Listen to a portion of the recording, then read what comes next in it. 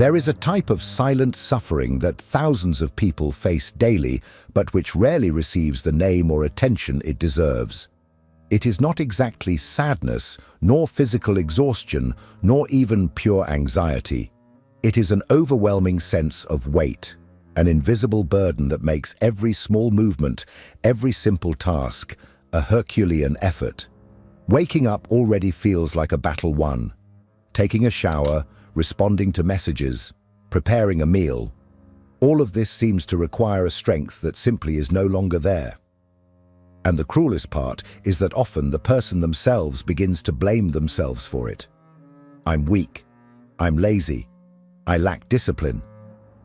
But what if this narrative is completely wrong?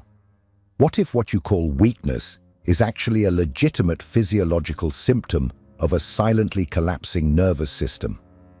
Kelly McGonigal, a psychologist at Stanford University, has spent years investigating this phenomenon in populations under extreme stress. Caregivers of terminal patients, professionals in deep burnout, overwhelmed single parents, and her conclusion is clear. The weight these people feel is not a character flaw. It is a chronic biological response of a body living in a state of constant threat. The brains of these individuals literally can no longer differentiate between a common task and a real danger. Every unanswered email, every pending commitment, every postponed decision, everything is interpreted by the body as if it were a life or death situation. This response, called survival mode, activates hormonal circuits that completely drain energy reserves. And the more the body tries to react, the more it exhausts itself. That's why, for those in this state, even rest seems ineffective. They sleep but wake up tired. They take a break but remain exhausted. They avoid tasks, but the weight doesn't go away.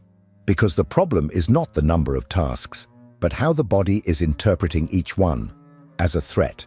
And this is where science brings a revolution. McGonigal discovered that it is not necessary to eliminate sources of stress, something that, let's face it, is often impossible. What needs to be done is to regulate the nervous system so that it stops interpreting everything as an emergency. This change does not depend on long therapy or transcendental meditation. It can start with simple practices based on neuroscience that help the body move out of constant war mode and into a state of regulation. Controlled breathing, gentle movement, brief connection with nurturing people, sleep hygiene, small changes with measurable physiological impact.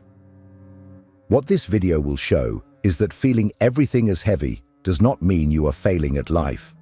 It means your body is begging for help. And the good news, there are practical, scientific, and proven ways to make this weight lighter, not by eliminating what burdens you, but by strengthening the system that carries it. Let's understand, from cutting-edge psychology, how this chronic overload works, what it is trying to communicate, and most importantly, what you can start doing today to break this cycle. Because you don't need to be stronger.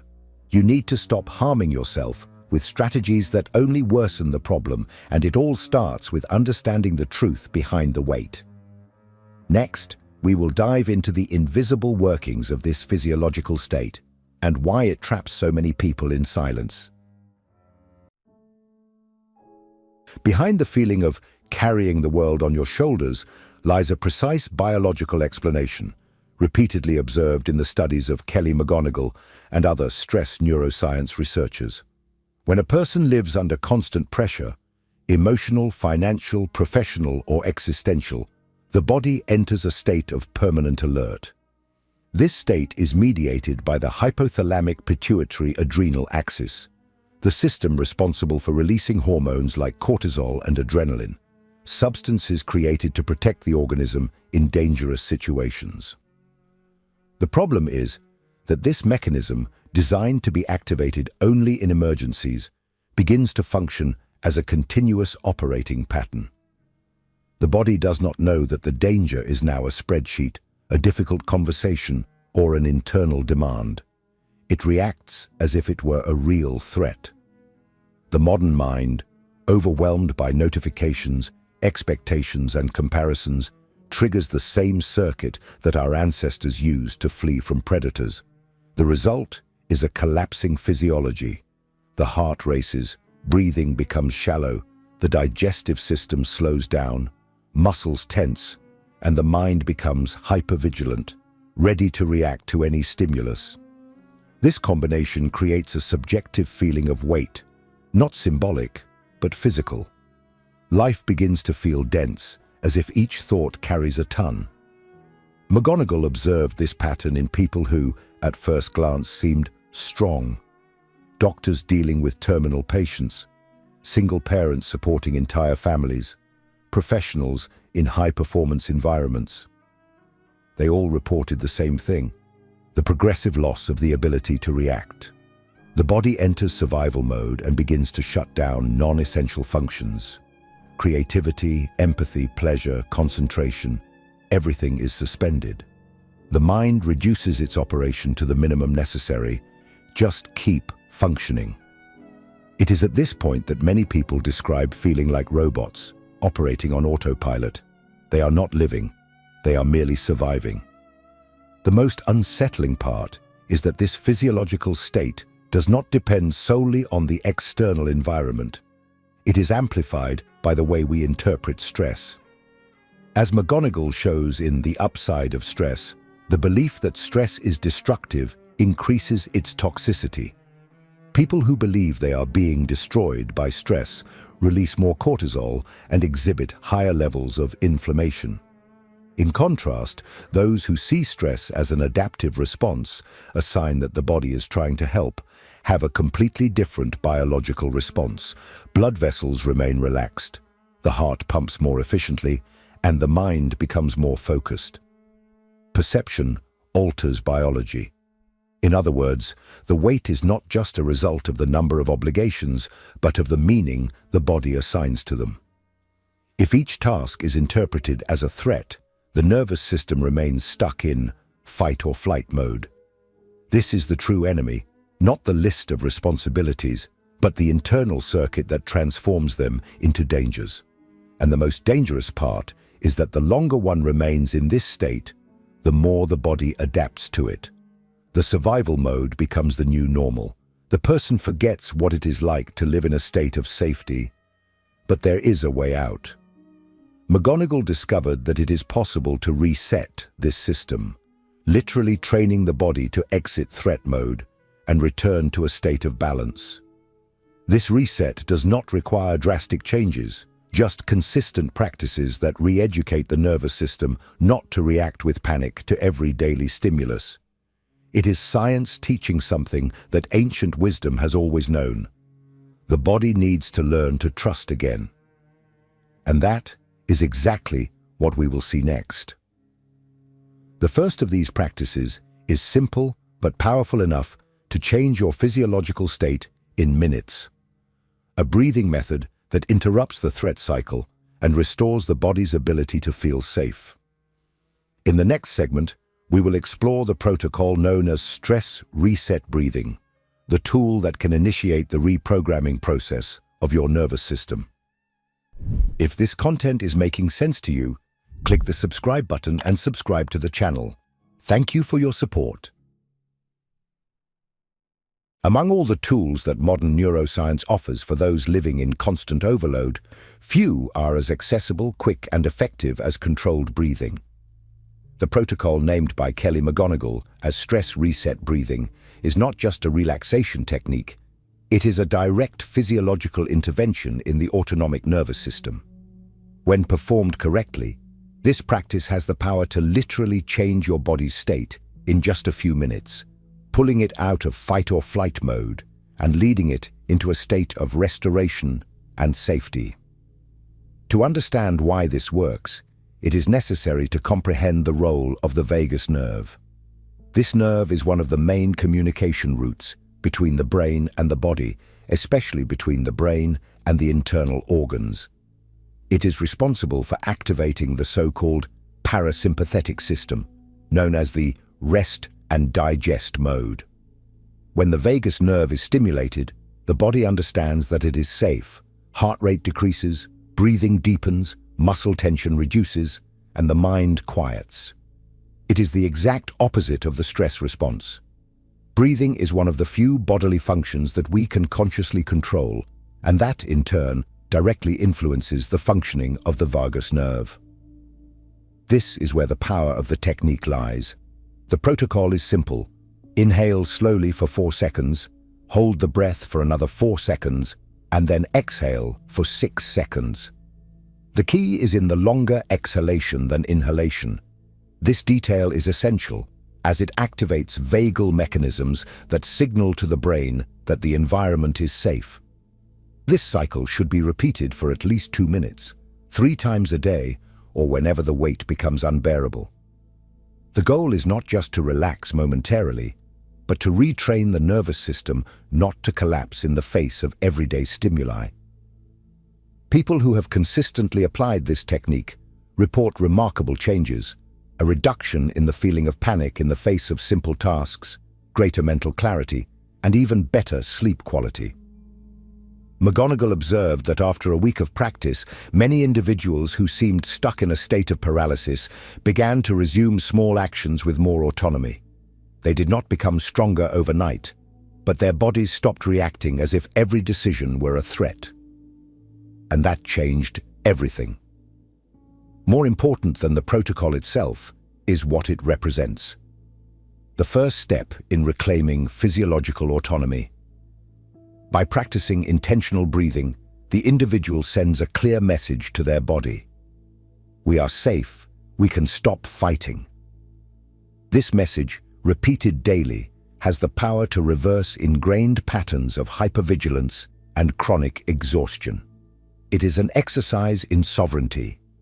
You cease to be a hostage to your nervous system's automatic responses and begin to take control of your internal state. Of course, breathing alone is not a magic cure. It opens the door, but the path requires continuity. And it is precisely on this path that the next intervention discovered by McGonigal comes in: regenerative movement. When the body is overloaded, most people try to resolve this with absolute rest, or, at the opposite extreme, pushing themselves into intense workouts in an attempt to sweat out the stress. Both strategies are wrong. What the body really needs is different. In the next segment, we will explore how gentle movement, rather than extreme effort, can metabolize the accumulated stress hormones in your body and make room for true physical and emotional recovery. When everything feels heavy, the body's natural tendency is to collapse or withdraw. Yet, it is precisely in this state that many people make the most common mistake. They try to react with brute force. They believe that to overcome the weight, they need to push themselves to produce more, to train harder, to be more disciplined. But this mindset, although well-intentioned, often worsens the already compromised physiological state. Kelly McGonigal reveals, based on rigorous research, that a body in a state of chronic overload does not need more pressure. It needs release. When stress accumulates, the body releases a series of hormones like cortisol, adrenaline, and noradrenaline. These chemical compounds are useful in acute situations, as they mobilize energy quickly. However, when they remain circulating in the body for an extended period without being metabolized, they become toxic. This is where the fundamental role of regenerative movement comes in. The science is clear. It is not about running miles or lifting heavy weights. It is about activating the muscles and the cardiorespiratory system in a gentle, constant, and safe way, allowing the body to eliminate the excess accumulated stress hormones. McGonigal observed that intense exercise in people in a state of exhaustion not only does not help, but exacerbates the problem. The nervous system already interprets everything as a threat. Subjecting the body to exhaustive training only reinforces this internal perception of danger. The body understands we are still at war. On the other hand, gentle movements, like a slow walk, a sequence of conscious stretches, or a light yoga session, send a different kind of message. We are moving because we can, not because we need to escape. This changes everything. Furthermore, gentle movement has another fundamental component. It reintegrates body and mind. When we are stuck on autopilot, living in a dissociated way, the simple act of walking mindfully can be a ritual of reconnection. Feeling the feet touching the ground, observing the breath harmonizing with the steps, noticing the environment around, all of this activates areas of the brain associated with sensory perception, interrupting patterns of mental rumination. Exposure to natural light during these walks further enhances the release of serotonin and helps regulate the circadian rhythm, which directly impacts sleep quality. Regenerative movement is, therefore, a gesture of physiological compassion. It is not about performance, but about emotional and hormonal drainage. It is the pause that recharges, the conscious decision to move slowly when everything in you wants to shrink or force itself. And, when practiced consistently, this type of movement creates a domino effect. More energy, more mental clarity, more capacity to face the day without collapsing. But McGonigal goes further. She shows that even with regulated breathing and restorative movement, there is still an invisible element that amplifies the weight, and that element is loneliness. The silent isolation that accompanies those living in a state of overload can become a constant trigger for stress. No matter how much a person tries to recover alone, the lack of human connection continues to inform the brain that the world is not safe. And this is exactly what we will explore in the next part. How microdoses of genuine social connection can, in surprisingly simple ways, restore the emotional and physical balance of those who no longer see a way out. There is a form of suffering that does not show up in blood tests, is not easily diagnosed, but slowly consumes the emotional and physical vitality of those who carry it.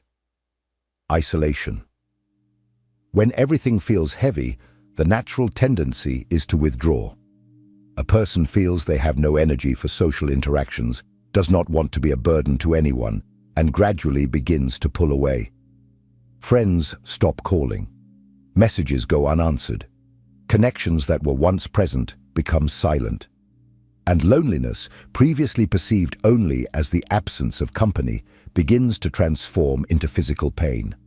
Literally. Research in social neuroscience shows that chronic loneliness activates the same brain areas responsible for physical pain. The brain interprets disconnection as a signal of danger. After all, throughout human evolution, being alone was synonymous with vulnerability to death. And just like in situations of external threat, the body goes back into survival mode. Stress increases, the immune system weakens, and the subjective perception of weight intensifies.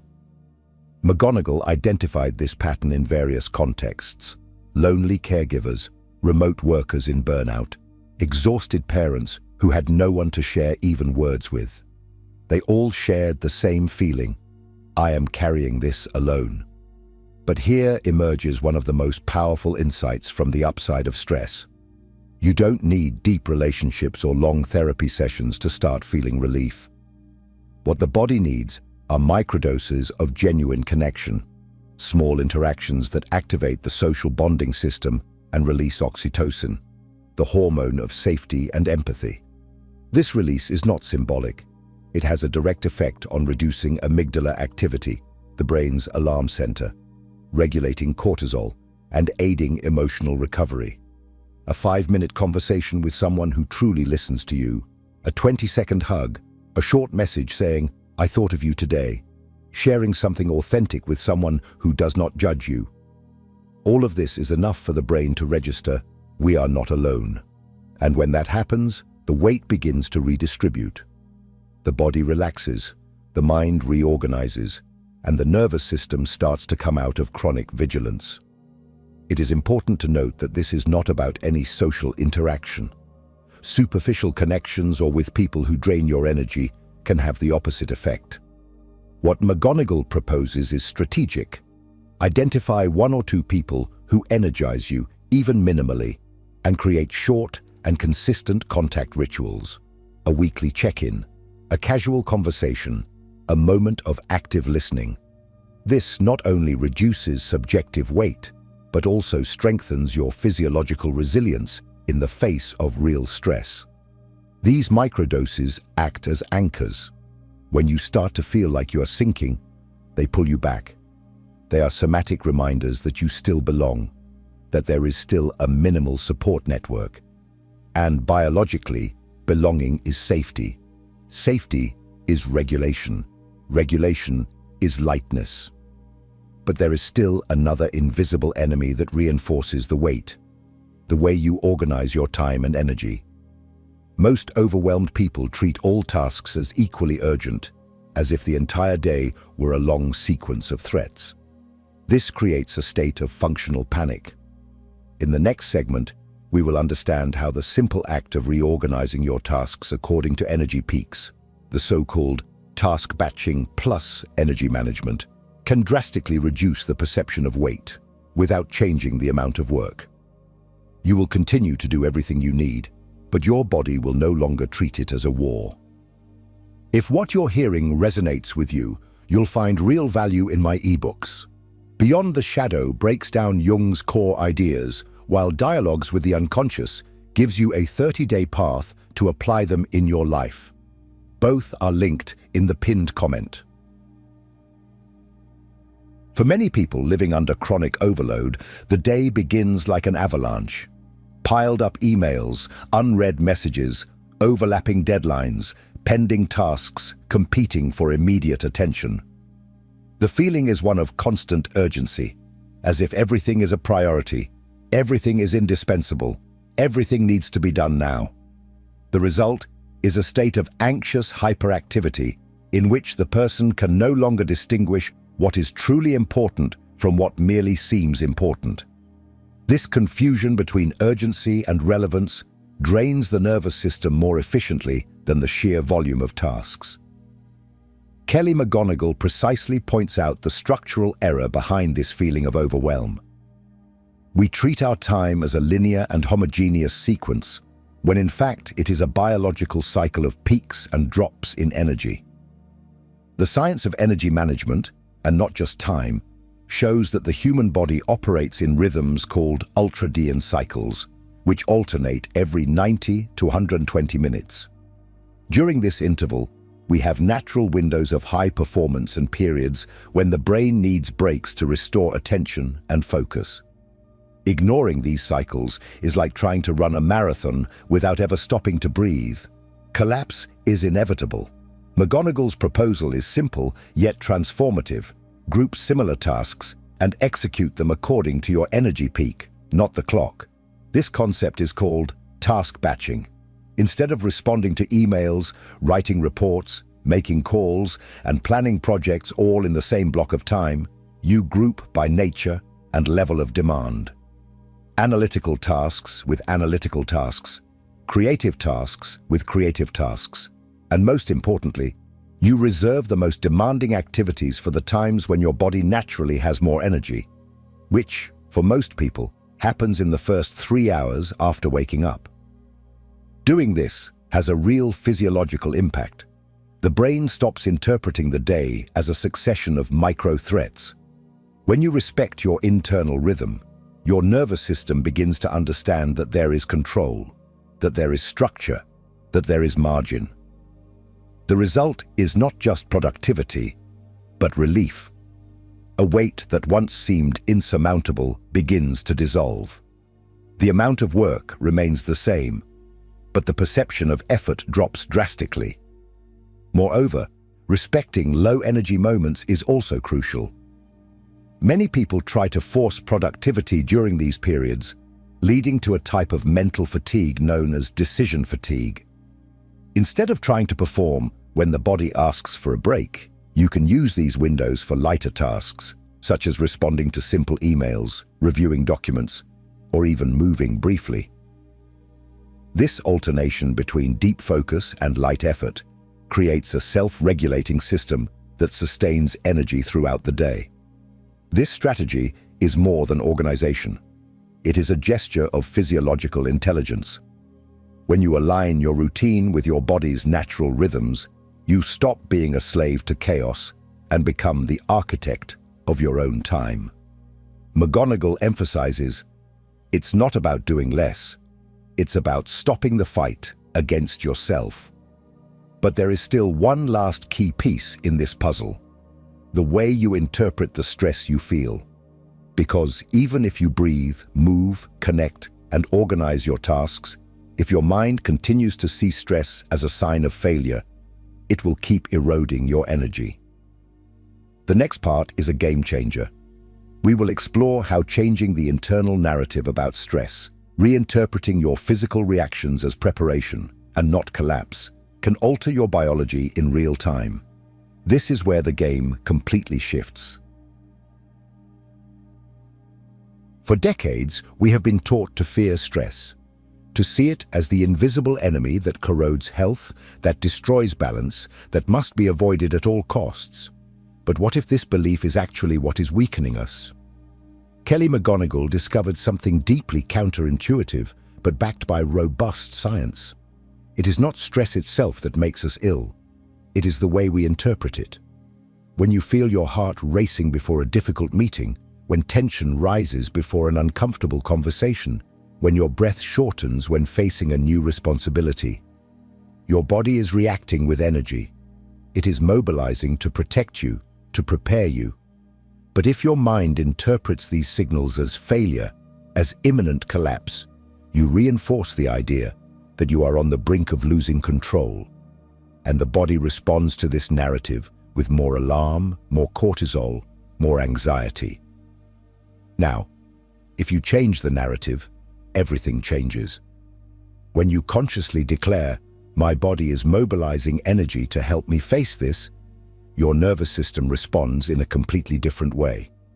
The blood vessels, which previously constricted as in an emergency, remain dilated. Blood flow becomes more efficient. The mind becomes clearer. The physiology of performance comes into play instead of the physiology of collapse. This mindset shift is called stress reframe, and it is perhaps the most powerful tool we have to transform the subjective experience of weight into strength.